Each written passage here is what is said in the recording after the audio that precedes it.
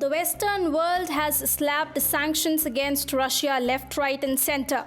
But the efficiency of sanctions is always determined by how tight they are. Any leaks and the sanctions go useless. Hi and welcome to TFI Global, the foreign affairs and geopolitical analysis arm of TFI Media Group. I am your host Tejasvi Malhotra. Let's begin. Russia has found a way to break the Western sanctions regime, and its route to escape the sanctions goes through the Euro-Asian Economic Union and Armenia. Thinking, how is that even possible? Let's have a look. The EAEU is a Russia-led economic union of post-Soviet states located in Central Asia, Western Asia, and Eastern Europe. The purpose of EAEU is to ensure the economic integration of the region. Russian imports to other EAEU countries therefore remain unhindered. The other EAEU members are Armenia, Belarus, Kazakhstan, and Kyrgyzstan. Now, Armenia is a peculiar country that is a part of the Russia-led EAEU, as well as the Comprehensive and Enhanced Partnership Agreement with the European Union entered into force more than a year ago. The CEPA has helped Armenia get the best trade possible from the EU. By diminishing the existing trade barriers, the agreement has helped reduce the trade barriers for both services as well as commercial goods. This has helped Armenia increase its bilateral trade with EU countries by around 25% between 2020 and 2021 to $1.6 billion.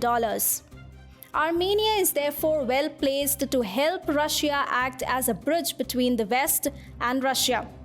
Russia can move its goods into Armenia from where they can be further exported to the EU. So if Russia has to bypass Western sanctions, it will need to export its goods indirectly into the EU via Armenia. Now the question arises, why will Armenia help Russia in evading the Western sanctions? Well, Armenia is one of Russia's frontline allies. It is actually a part of Russia-led Collective Security Treaty Organization.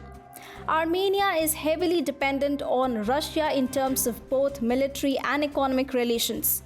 With Turkey and Azerbaijan engaged in territorial conflicts with Armenia, Russia becomes all that more important for Yerevan. So Armenia has every reason to help Russia. This can be seen as Yerevan's best security tactics possible. There is direct evidence of Armenia playing the role of a sanctions breaker. Iran, for example, actively uses Armenia to evade Western sanctions. For the past decade, Iranians have been exploring ways to use Armenian banks to circumvent Western sanctions. In 2018, Armenia and Iran signed an interim free trade agreement with the EAEU. This has allowed the two countries to enable duty-free trade in essential goods. Last month, a high-level Iranian delegation visited Armenia. The two sides discussed plans for joint production and manufacturing of goods. The goods are to be produced in Armenia and later exported to the third countries.